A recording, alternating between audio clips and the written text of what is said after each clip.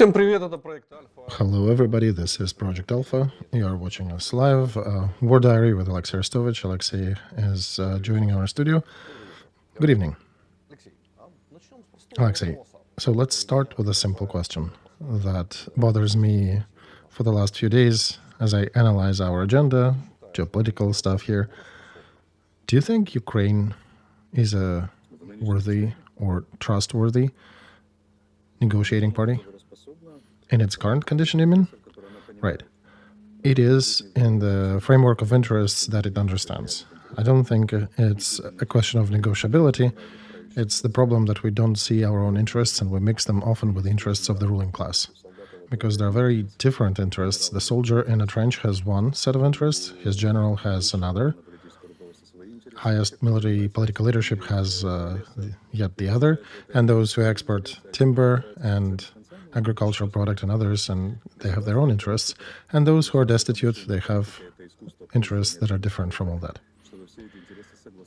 Government and government politics is a machine, and the art of using this machine is to make sure that you coordinate all these interests, that you are able to satisfy most of your population or fractions of their interests together.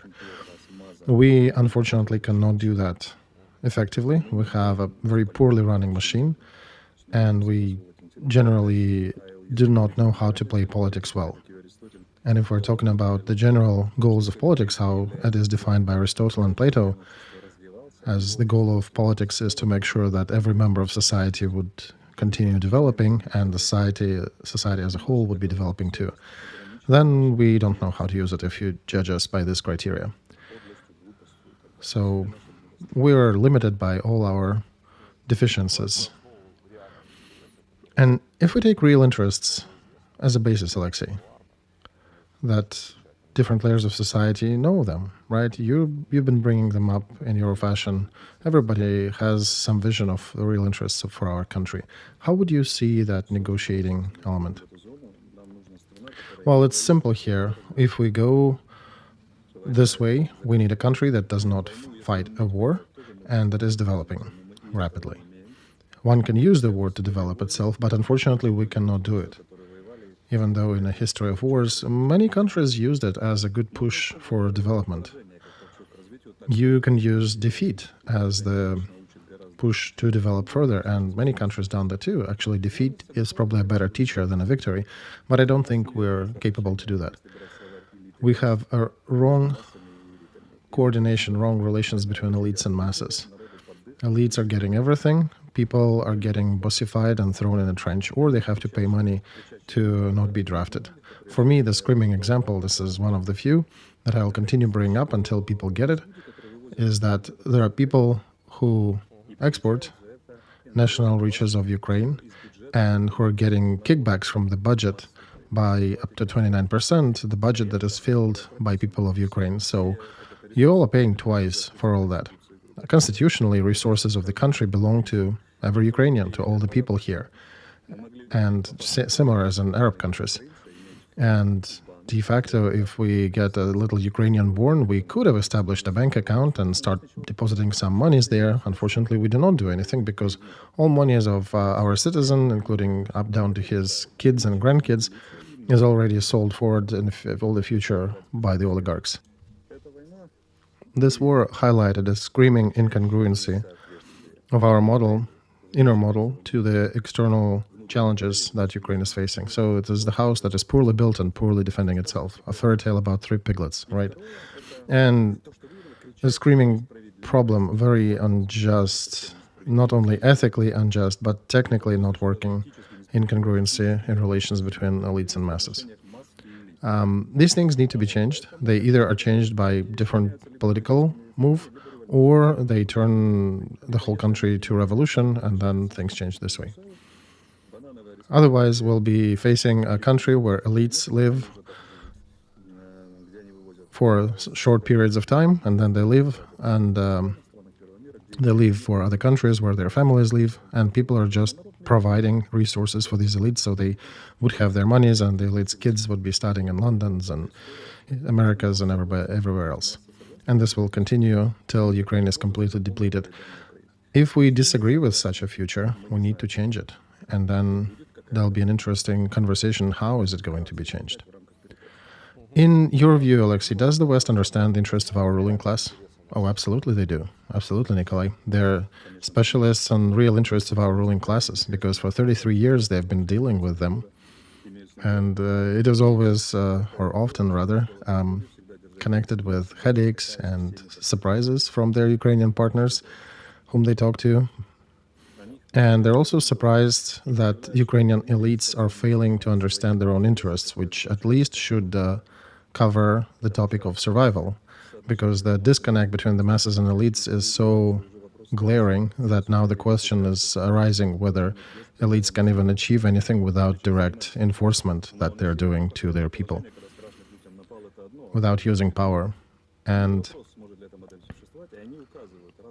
our foreign partners in Europe and America are indicating that, guys, you need to balance your relations inside the country, because otherwise you'll be swiped by your masses, and that's in their conversations with elites. However, our current elites think that they can continue on this course for 33 more years. They're hoping that they'll send somebody to speak about the army, speech, and language and faith, and the masses will join under this figure and will continue hating Putin and will fail to look at the real problem, rather concentrating on the external problems. Do you think it's impossible, perhaps, to find a compromise between the real interests of the ruling class and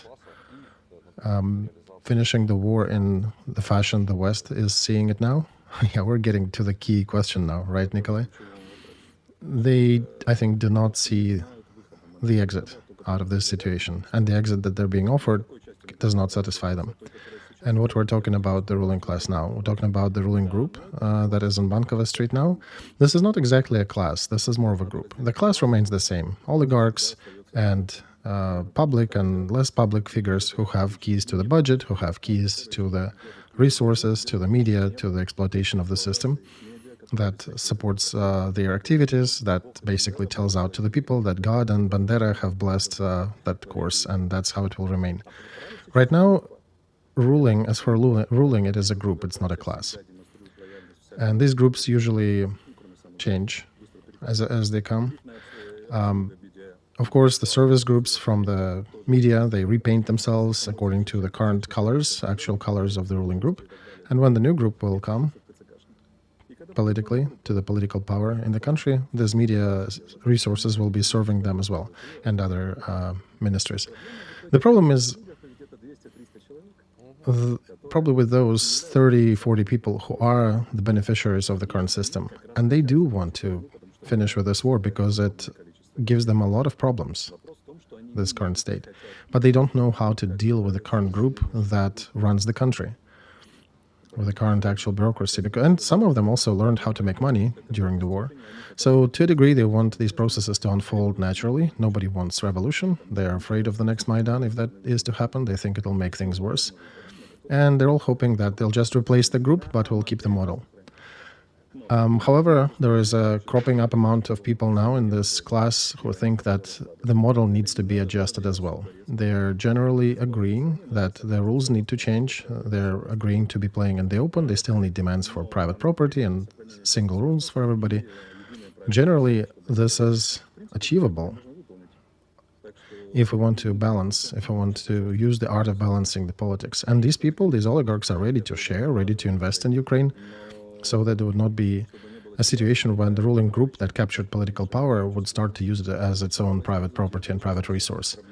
Our problem is that political authority in Ukraine does not serve the general good of the people. They serve their own interests, and they trade their capabilities with those who are eager to buy. And when it is used this way, the oligarch class cannot be in agreement about it. For them, it needs to change. And for them, they're seeing next elections as possibility to change that. That's why they're sitting tight, waiting for that to come. And then, of course, they change the groups of influence. They replace congressmen in parliament. They get new group to run the country. The usual. All right, Alexey, anything else we can discuss about the meeting and conversations between Biden, Scholz, and other leaders about the plan for victory here, or at least conclusion of this war? And do you think Scholz's visit to Erdogan can also be related to the same vector? All right, Nikolai, let's look first at what we can deduce from the open media. And what is presented wrongly, let's show how it can be presented if you look at the real data. So look at it not from pseudo-patriotic angle, but from the reality angle. First of all, this meeting was postponed, right? Horrible hurricane, cat, whatever, attacked Florida. Then this meeting happened. Then all of a sudden, Scholz starts to exert a lot of activity outwardly. And he does meet Zelensky and say that, first of all, yes, we do support you, but second, we do not provide you heavy armaments, and I also want to call Putin and negotiate peace with him. Germany is the second sponsor by volume and importance. And the key question between United States, Germany, and Russia are the Nord Streams. Some evil tongues in press media have been indicating certain things that were told to the Ukrainian side. You should not have blown the Nord Streams. That was a mistake. I'm not stating that that's exactly what it was. I'm generally saying that that's what was told to Ukraine. Second point, that Germany will be rebuilding Nord Streams and is trying to convince Ukraine to stay away from them. Otherwise, they will not get any support from Germany. And since the key element in this regard is reconstruction of German-Russia relations, because Germany economy and European economy in general, without cheap gas prices, they're generally failing the competition with Asian prices. And of course, as you understand, Putin will outline his own wants in this regard. What is he going after? That's why Scholz is representing interests of Germany by interests of a coalition government formed by different forces in Germany. So he is doing everything to speed up the peace process and to establish some better relations with Russia. Of course, the conditions would include not trading everything from Ukraine and not giving everything from Ukraine to Russia, but there'll be some giveaways. And Putin once again mentioned that Istanbul agreements are still the key point for negotiation of peace, and that implies inclusion of Erdogan. Erdogan has experience as a successful intermediary, and he was actively involved in these processes at the beginning, at the first negotiations.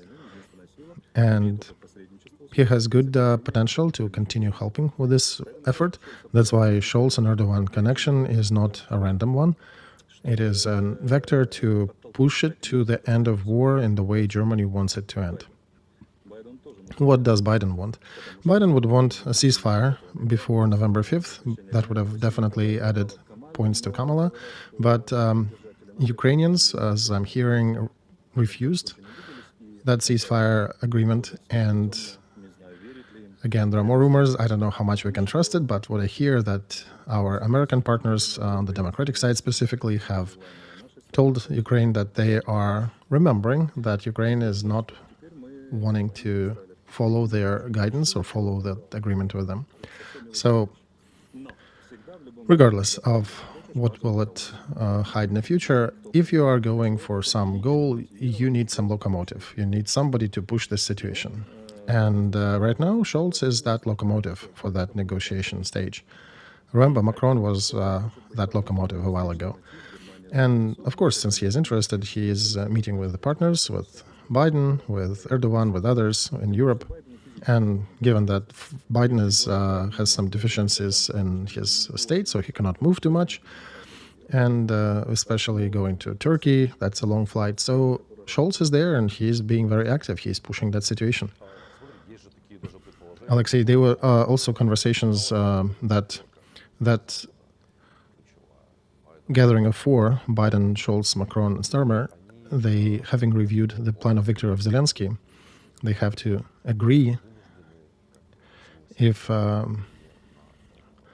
for the fastest, but at least in some near future, invitation of Ukraine to NATO, and that all these visits are about sequencing how to get Ukraine to join NATO until November 5th. There is that theory floating in the media and by some experts. What do you think about them? Nikolai, this is just a smokescreen. Nobody is discussing that seriously. Another smokescreen is participation of Koreans in this war. In the West and serious analytical reporting, they're not really discussing that. When it will surface, I will start talking about it. For now, it is not. That's why I'm generally skeptical about their active participation. So this is all part of negotiation probabilities and things that they're using to scare one side or another. And I generally am in agreement that will probably get, I'm seeing that as a viable option, that will probably go the German option, when part of Ukraine occupied by Russia remains an occupied Ukraine and the other part of Ukraine remains independent and much closer to Europe. And Putin might actually go for this agreement, despite of all the talks that he is going all the way to the west to Lvov. So we can hit probably peace agreement here. But there are more questions about economy and being competitive. And the questions for Germany, for example, are much more important about their future, their economic connections, their cheap gas for them. This is more important for their agenda than Ukraine's joining NATO. That's why I think this is a fairy tale. However, if that fairy tale somehow transpires into reality, we of course will discuss it, but I'm not seeing it. All right, let's go to Korea, Alexey. Today, the president of South Korea had a phone conversation with the Secretary of NATO, Mark Rutte, who shared information about the deployment of North Korean troops in Russia and discussed the possible options. Korean president confirmed in this conversation that Russia got 1,500 of North Korean special forces. And I think this is serious information, right? Can I trust it? Nikolai, what are 1,500 special forces? I remember you were telling us that if it's a battalion, that's somewhat serious. Okay, no, this is not exactly a serious factor. We are observing an information operation that has some masked end goals that are not exactly visible, where North Korea and Russia are playing out some Far Eastern story with possible projections to Europe and the conflict in Ukraine, and perhaps playing out the scenario of getting the global South, so to say, to join this war. But I'm not seeing anything serious behind this story. And the attention being paid to this is very disproportionate. I understand why Russia is putting it up. They want to scare the West with this, that, see, we have scary North Koreans. But the West is not really getting scared. And even those media that we're talking about, 12,000 Koreans, which is what, 10 times more the real number, or eight times more than the real number that was discussed by presidents of South Korea with the head of NATO. Even if it would be 12,000, that's not a serious issue for the front. Russia has its own troops. Why they need 12 or 20 or 50,000 Koreans when they can draft their own people? They actually have lines to their drafting places for money, but they're still getting the soldiers. They don't have problems with servicemen. They don't have problems with soldiers. They have problems with other things, with munition, with military equipment. They have problems with soldiers if they need 300,000, but they can gather 20 or 50K, and they have that in plans to do that till the end of this year. So these numbers, they don't solve anything for them. Okay, let's imagine we got 20,000 Koreans on our front here, fortified Korean division or couple divisions. How do they correlate, how do they work with Russian military administration, with military orders? Do Russians have 20,000 translators for Korean? A lot of unclear questions here, right? Exactly. So, okay, maybe they stand alongside the border and they're standing there guarding the border, right? Normally, it's FSB that is conducting all these counter-terrorist operations in Kursk district. So it is not army, it is FSB functionaries who would need to communicate with Korean troops. Local citizens need to communicate with North Korean troops. How do you imagine that? So that scary threat has a lot of challenges that are very unclear if one starts to look for answers, how to respond to that. That's why I think this is an element of informational operation and smoke machine and a framework of global trade for interests with the West. And North Koreans, I think, is a creation for those who want to believe in this story. I do not want to believe in it. And I do not advise you to believe in it much. Okay, let's finish this topic. It penetrates a couple more angles here. Igor Chernev, congressman from the Zelensky's party, is saying that a Republican, Mike Turner, informed him that introduction of North Korean troops to the war in Ukraine is basically crossing the red lines for United States and NATO. And he wrote a letter, Mr. Turner, in regards to that. And he is saying that in this regard, he is gathering an urgent meeting for the Intel Committee in Congress and will be pushing some conclusions and some reaction through the political system in United States. Is it just fluff, or should we react to this? Oh, Alexey is stuck on his stream. Let's wait till he reboots. I'm seeing the contents of this letter. I'm actually trying. Let's read it while Alexey is reconnecting.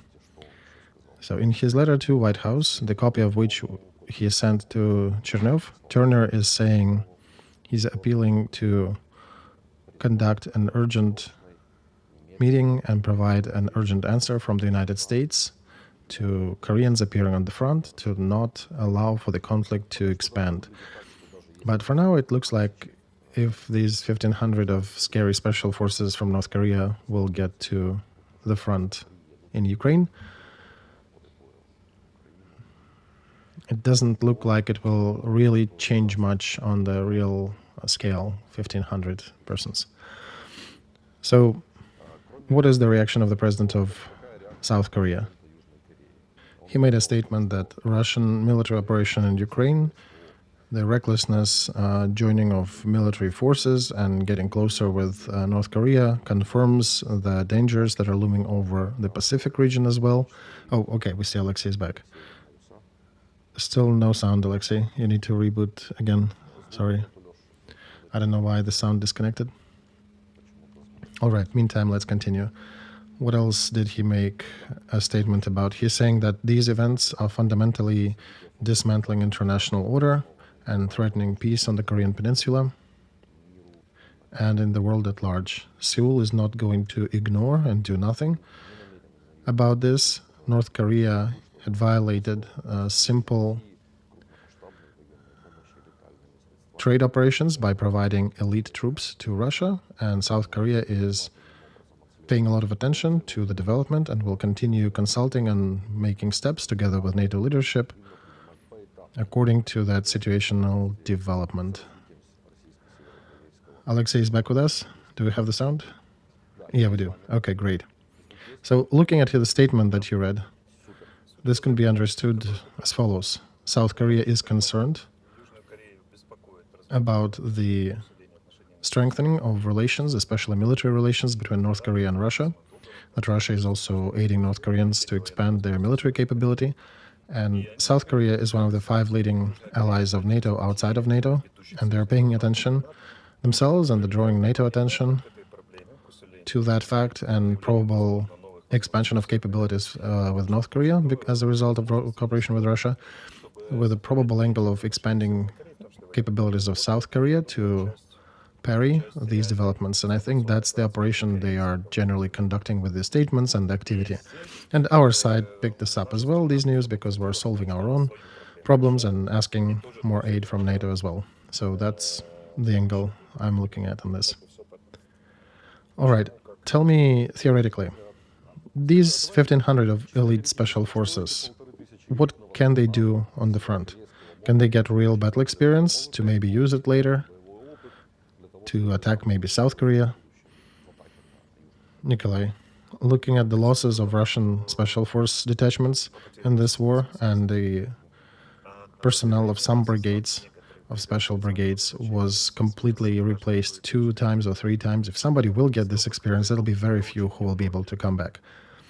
This war is not a place for special forces. The character of the battlefront does not allow special forces to penetrate the front line deep to perform certain tasks and then to leave.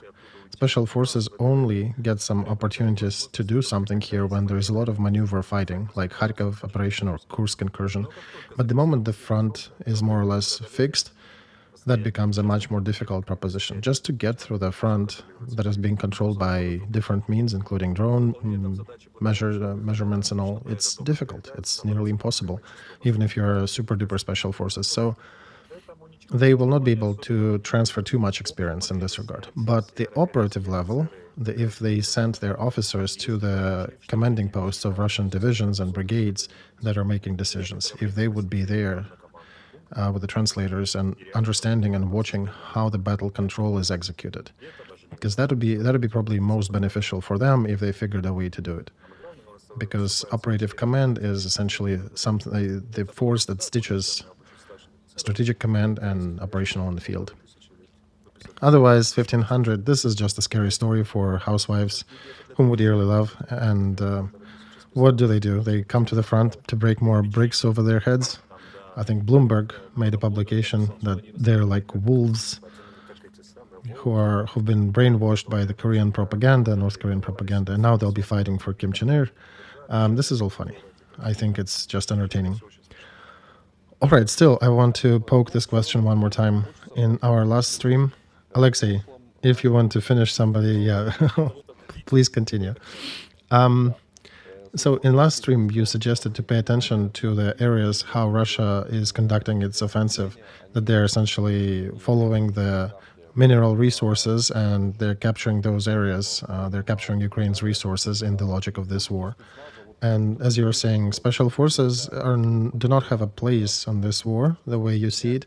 But if we understand that we do have a problem on line 0, on the very tip of our front, they can actually penetrate it in some places, and they can get through our troops. Even what we see around Kupyansk and near Borovaya and these areas, thank you for bringing the map up, we see that they may be windows for special forces to use there. No, Nikolai, what they're using there is general troops. They're not using special forces there. It's general infantry walking on the ground with artillery and some armor supporting them. You don't need special forces in a big war. This is all for Hollywood.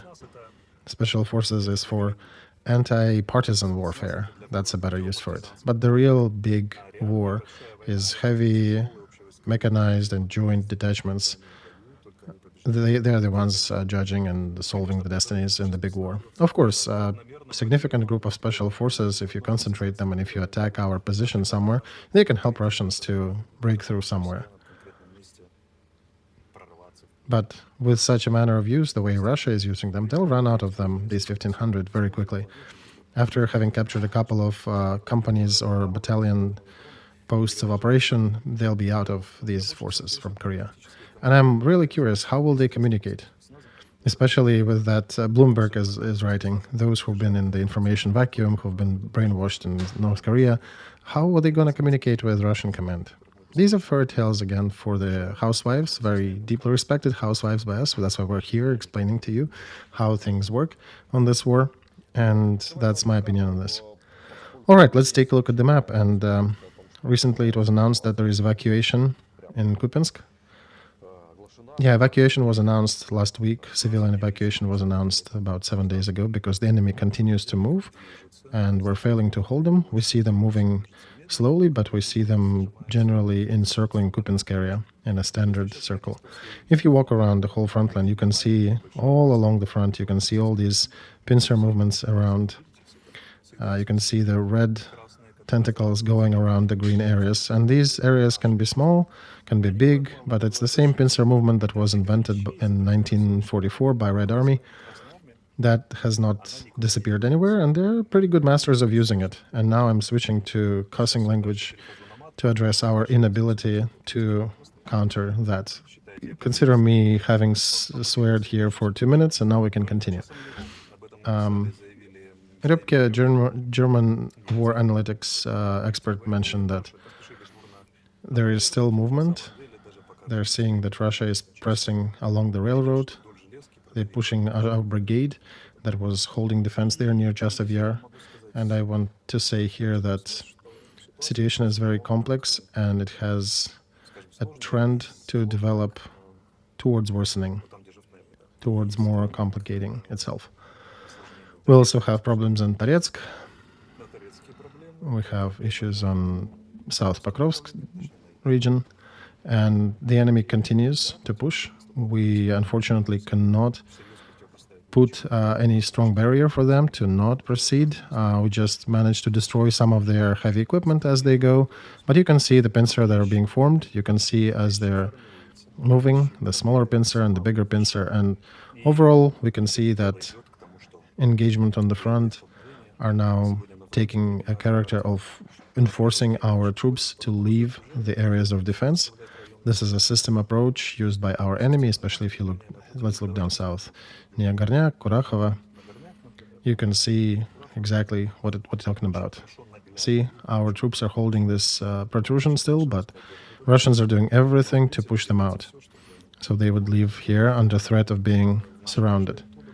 That scenario remains the same since they took Popasnaya. So they're using the same scenario over and over again. 11 larger townships and dozens of smaller ones were captured with this approach.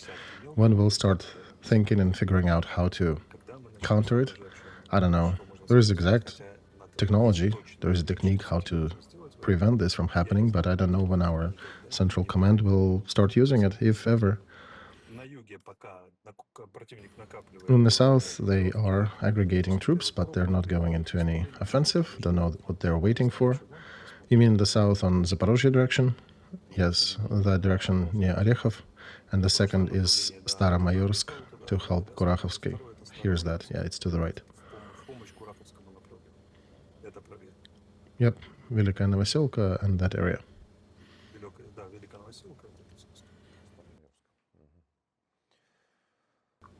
All right.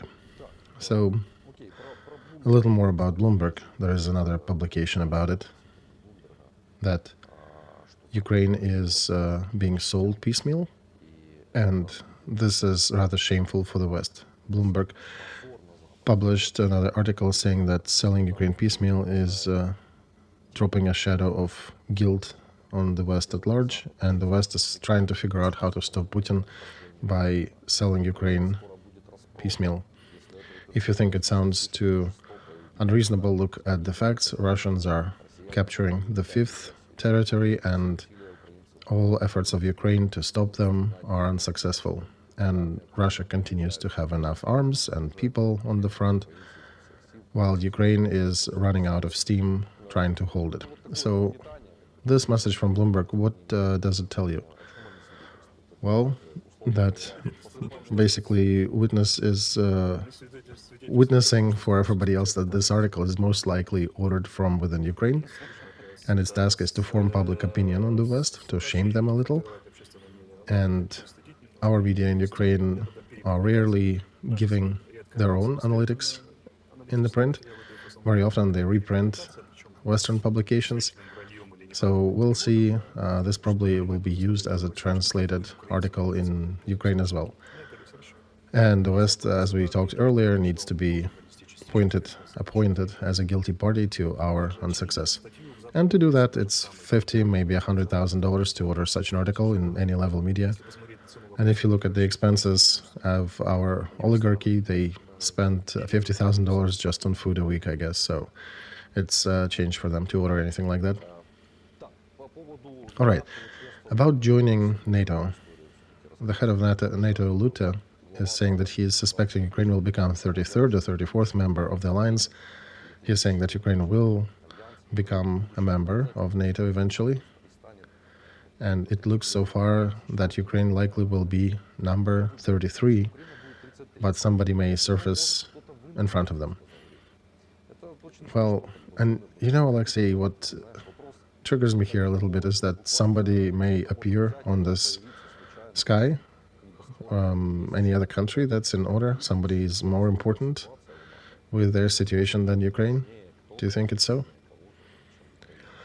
Let's give a bigger picture here, Nikolai. When the head of the bigger organization that has 32 members defining global politics at large, and of course politics in the European side of the world, he is saying 33 or 34, that kind of gets you back to a different level of picture. Imagine some square where a guy is playing with cups in a bowl and playing for money to figure out under which cup is the ball at the moment. And people are standing there saying, this left or this right?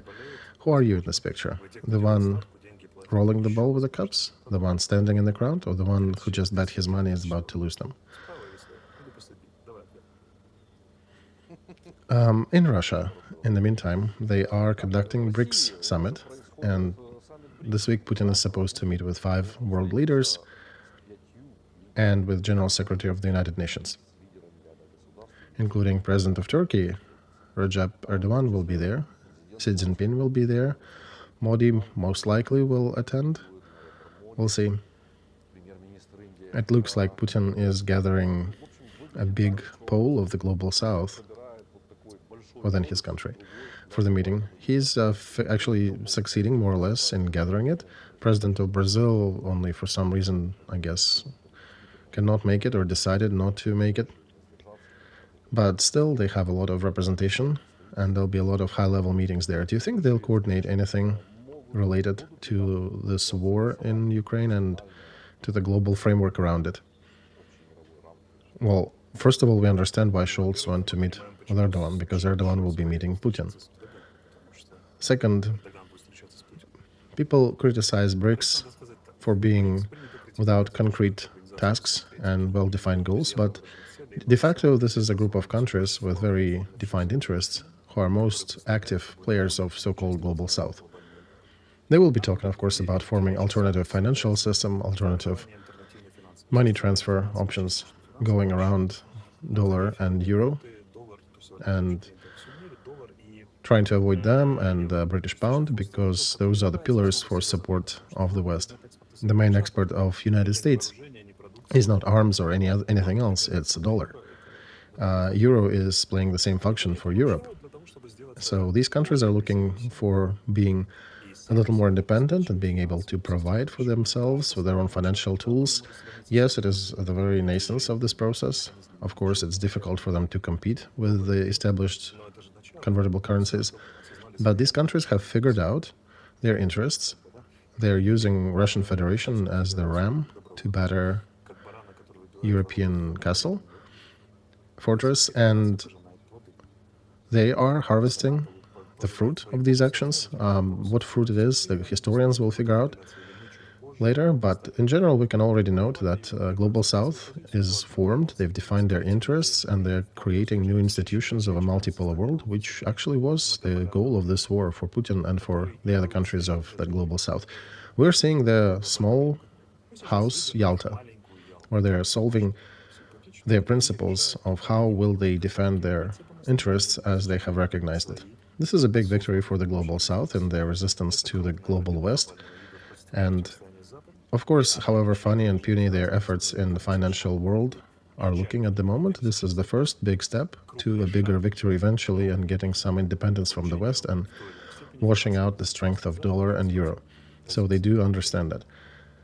Unipolar world existed since 1991, 92 to what, 24? Or to 22. It's a blink in the historic framework. And now we have a defining southern group of countries, southeastern group of countries that are gathering their efforts to be independent from the West. And BRICS is their forefront group. Of course, regarding the Ukrainian matters, they will discuss the main framework. First, to stop this war, because Putin wants to stop this war too. They already have achieved everything they wanted from it. The only thing is remaining to agree upon is the system of agreements, because to continue fighting this war, it continues to introduce more risks for their financial systems, for example. Chinese banks, as we know, they have interrupted servicing of Russian transfers, just being afraid secondary sanctions from United States will hit them. And Moscow exchanges have suffered because of these actions. So on one hand, they're concerned, they're trying to evade it, and on the other hand, they're trying to find ways out or ways around the sanctions. And of course, they're discussing what will they suggest, what will they offer to the West in regards to the framework of the ending of this war. How will they interact with NATO countries? Look, with this meeting looming, President Zelensky made another statement that China, India, Saudi Arabia, and the United States can stop the war in Ukraine just in one day. These countries need to threaten Putin that they'll stop trading with Russia. And if you don't take that second part of organization that they can threaten, then essentially he is sending a ball to the global south, saying that it needs to be an important member in figuring out the end of this war. And it appears that President Zelensky is expecting them to be active in this regard. Right, so first we have an achievement. The countries are named, the ones who are the participants of that big Yalta table. Before that, there were some democracies, some other countries, but now the president actually named the countries. So we do have these participants, and apparently our taxi drivers and ourselves that we have been referring to and discussing here, we actually share the same picture. Second, they cannot stop the war in one day because people close to President Zelensky are not letting them do that. When they are doing incursions into Kursk district, when everything was already pre-agreed about a ceasefire generally, and I would say I am supportive of these actions when they are on the table to give us bonus, but when we're sitting ducks there after initial success, I'm not supporting them. Or when everything is about to be agreed again, and then there is a statement about nukes coming from Ukraine. So these five players and other countries in the world very often see that as either physical provocations on the battlefront or information provocations that have the purpose of disrupting these negotiations, and they are looking at Ukraine as at some defective adolescent who is not exactly trustworthy in getting to sign agreements and in supporting these agreements, what they promised. So, as I said, a lot of things have been already pre-discussed, but unrealistic requirements of Ukraine, not grounded in reality existing for the moment, are a big obstacle for the moment. And the goal of peace negotiations is to somehow figure out how to get Ukraine in the fold when Ukraine is demanding something that they cannot achieve. We do not have resources. We're just stomping our feet and breaking dishes. Right, if we wanted to, put the ceasefire along the front line with Putin withdrawing his troops, Ukraine wants something else. Ukraine is not agreeing to it. And we keep getting pointed that your politics are not supplied materially. And appeals to justice in the real world, they don't work in the real world. Remember, again, I'll refer us to the movie 17 Moments of Spring. I think it's an eternal classic. And there's a conversation there between a pastor Schlag and Minister Krause, who used to be a minister under Hitler administration.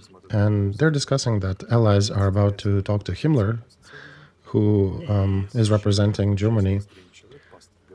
And the pastor is saying, I can't imagine how will they sit down, how people who believe in Jesus can sit down at the same table with Himmler, who is a bloody monster.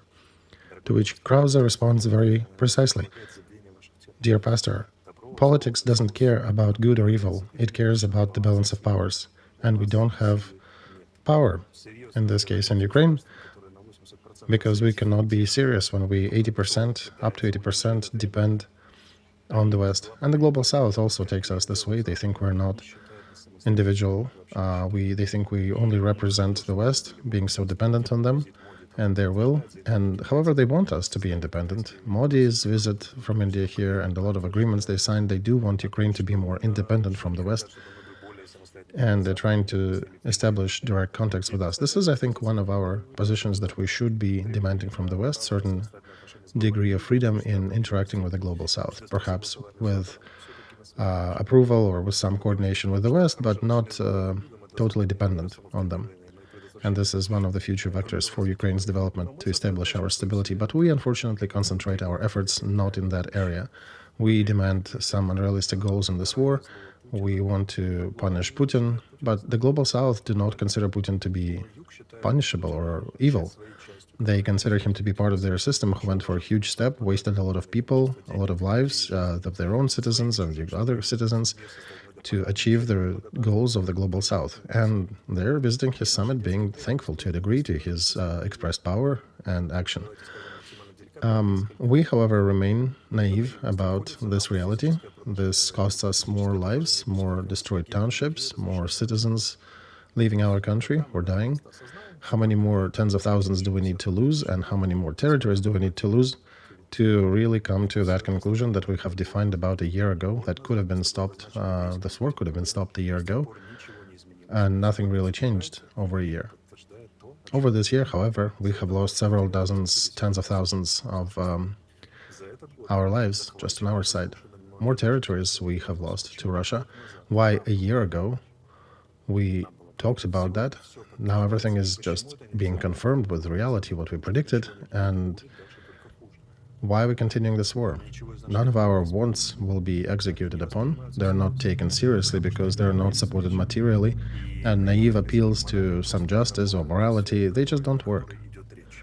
It's as if we would try to launch a rocket to the moon just by talking about how fantastic it would be to launch to the moon. But no, you have to build boosters. You have to train astronauts. You have to build infrastructure, science, engineering. And this is decades of work. If Kennedy would just limit his approach to landing on the moon with a speech without any material support, then that would be it, the speech. And we have a similar thing with our leadership here in the country, where they are sending us, not to the moon, but to some other place, and not supporting anything materially. And in order to demand anything in reality, in order to have some independence in your actions, you need to be at least like Israel, the country that is providing its own military equipment and has its own strong military. And that's what matters in this world. The economy that is dependent anywhere between 80 to 85 on the foreign countries is neither strong nor should be considered a strong player, because if that support disappears in just a couple months, our position will crumble. That's why we can only demand things that we can provide for in politics. And this is a very simple thought for adults and very difficult thought for a collective child. That is what our Ukrainian subconscious is. Because the main traumatizing question for the child, after which he starts to hate the one asking, when you ask him, okay, you want this toy, but do you have money for this toy? Or we need to save some. After which the child starts to hate you. And Ukrainians are collective kids in this regard. They do want to join NATO. They want Putin to be hanging. They want Moscow to be taken. But to the question, where do they find resources to do all that, they start to be really upset. Some of them start crying, and they're saying that it's a very indecent question to ask. Only the villain can be asking this question. And the good news is that our infantilism is understood to a degree. It's being tolerated to a degree. And in reality, the agreements that are being done behind the scenes, they are more in our favor than our real capabilities can support. Our real capabilities can support, okay, let's say 20% of our wants. These agreements are likely to give us 40 to 60 in our favor. So we are getting more than we can actually hold. That actually is more than we can fulfill ourselves. And Putin and the Global South understand that, but still agree to it. But we do not agree, despite that. And that's every new gesture, every new protest from us starts to raise more concerns about the adequacy of us as a player, as a country. Well, what do you mean by this 60%? I imply, at least, let's look at the territorial. Putin suggested two options. He can leave Kherson and Zaporozhye if we sign an international treaty with them, where Lugansk, Donetsk, and Crimea are part of Russia and in the administrative borders of Russia. He is a legalist and he wants to have official borders established. He understands that Zelensky will be re-elected soon, and he wants some official paper that can lead to Russia saying that these territories are owned, they're official, and they can, if need be, start the second war if anybody threatens that. We will not agree to that in Ukraine because nobody wants to sign the voluntary transfer of our territories to Russia.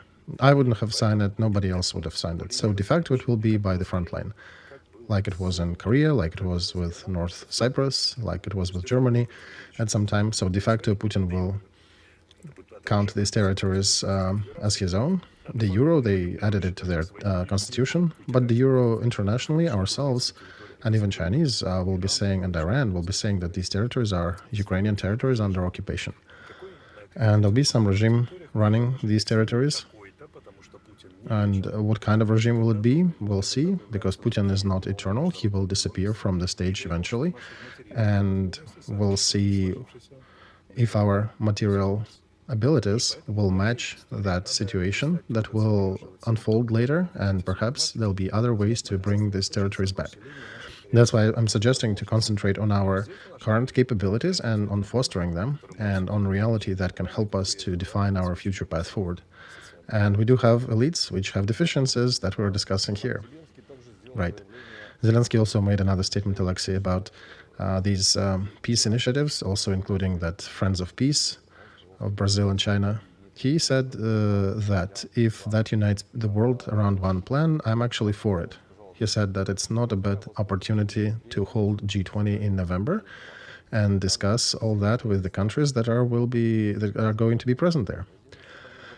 And he reminded that G20 meeting will be conducted in Brazil, and there will be a panel there to discuss the ending of war in Ukraine. And if that will help to join more countries under this umbrella, I'm all for it. So President here actually starts leaning in the direction where he would be ready to support these other plans that may be a bit closer to reality, as you're discussing. So the way I understand that, Alexey, Biden, Scholz, Macron, British Prime Minister, met together. Scholz and Erdogan met, transferred their position via Erdogan to Putin. Putin is discussing it in BRICS, including Xi Jinping, Modi, and the rest. And they all will discuss something, and they probably will be coming to G20 with these mutually pre-agreed upon statements. So right, these are preparatory activities, Nikolai, you're absolutely correct. But one should note two things here, two key moments. First moment is, look, our peace formula has disappeared somewhere that Ukraine was preparing for so long, right? There was supposed to be that in November. Now it's gone. It's only G20 left. How many conversations and noise did we have about our formula, right? Now, the statement was correlating with the visit of U.S. Minister of Defense visit to Kiev and $400 million of aid to Ukraine. I would remind that all the previous military packages were only $250. Why all of a sudden we got 400? We are being treated as a well-trained pet. If we follow the commands, we're getting the bone. If we're not following the commands, the bone is not given to us. So they're just making sure that we have enough forces to hold the front. And we can say that definitely there are some things that we're doing correct, as our Western allies expect us to do, and that immediately gets reflected in the amount of military aid we're getting. So yes, the movement is towards peace. I understand Biden administration would really have wanted it to be by November, by the election day in the United States, but probably not, more likely by Christmas. And then there'll be elections in Ukraine and a ceasefire, and we understand Putin will discuss more parameters of ceasefire and transferring it to some sort of a peace agreement, or at least stable ceasefire, only with new Ukrainian power. He will not be going for these discussions with Zelensky administration. So this position was voiced before, and again, this will be one of the demands of the big Yalta. So in this regard, apparently, there are also some motions, because this week was very complimentary. We heard a lot of good words from the West. So apparently we are agreeable to a lot of elements of this new framework. A typical example of how we misunderstood some of the statements of the West, though, Kirby in the English version saying that we welcome the initiative of President Zelensky to go towards peace, and we're studying a plan, reviewing the articles, and then we'll send a big commission to Kiev that will go over the articles of the plan. And I suspect that Austin's visit here was as an avant-garde of this commission. How did our administration translate this publication? They said United States are supportive of Ukrainian victory or peace plan. You know, For me, it takes an effort sometimes to break through this pseudo-information propaganda that exists in Ukraine. I can only imagine how simple Ukrainian or Russian, how difficult it is for them to, especially if they don't read in English in the original, how difficult it is for them to get through all that fluff and fog. So you and I are trying to push these curtains apart and get the fog off the scene and actually show what's happening behind that scene. Right, Alexey. Radio Freedom presented the same news that we need to help Ukraine to win this war. Administration of US President is still studying the details of the victory plan produced by Zelensky administration, but are convinced that NATO is the future of Ukraine. That was stated, as was stated by Biden's advisor, John Kirby. And it's obvious we're still considering details of this plan. That's why I'm not going to go into details, etc. So, yeah, Ukrainian publication, our media have all of them published. I was just rechecking once again that United States fully support our plan. Well, our media are secondary to the Western media, and they're also for sale. So they are being used to create that pseudo-information veneer. That's exactly what is happening. The only thing that's curious is when all these functionaries pretend to be independent journalists, I always have a certain doubt. If you're a prostitute, be honest, right? Do your work with pride and honesty. Why do you want to look as to pretend to be the best prostitute and then the second, the most honest prostitute? Apparently, among the motives guiding our press is the complex of inferiority and some functional incongruency that are pushing them to make these publications. All right, so with making all of these statements sort of vectoring towards the same goal and some readiness to agree to unified plan, we also have a statement related to the nuclear arms. And we have a publication in Bild that is insisting that the powers of Ukraine are seriously reviewing the capability to restore some nuclear arms, and they're saying some time frame of several weeks that we may need in order to officially acquire that. And the office of the president is actually arguing with Bild in their publication. Litvintsev has already mentioned that analytics of Julian Robke is more looking like the statements of Russian propaganda. So regardless, we have drawn this danger in the media about the nuclear arms probably being again reintroduced to the territory of Ukraine. How many weeks are they promising, Nikolai? 2-3 weeks, I hope? Well, they said several. Look, ability to create nuclear arms means the following. We either have had uranium enrichment facilities working, those centrifuges and work somewhere all these years, which we don't, or we have figured out a way to enrich uranium without centrifuges. Then we should be getting Nobel Award for that, and maybe several, because that's a sensation. We have capital that can be probably sold for $1 trillion in the world.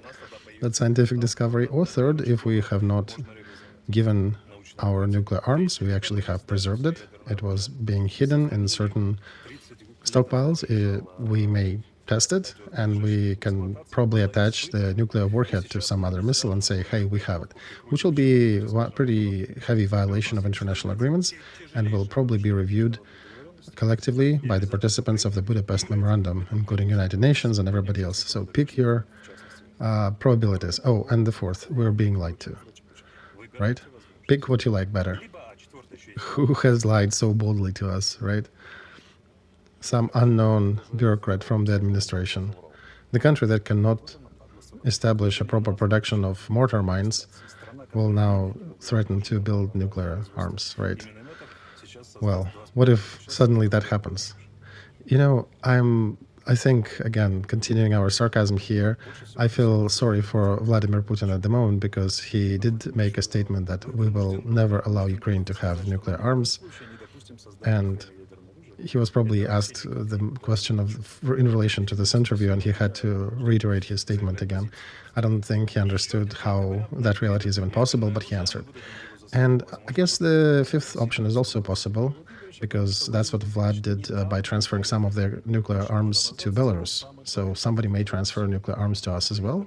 He may be concerned with a similar analogy if that happens, because his intel services or some allies may have threatened these processes actually happening in the Eastern Europe, and now that it's not only Belarus that will have some nukes on their territory. Of course, those nukes on Belarus, they're not being managed by Belarus themselves, but by Russians.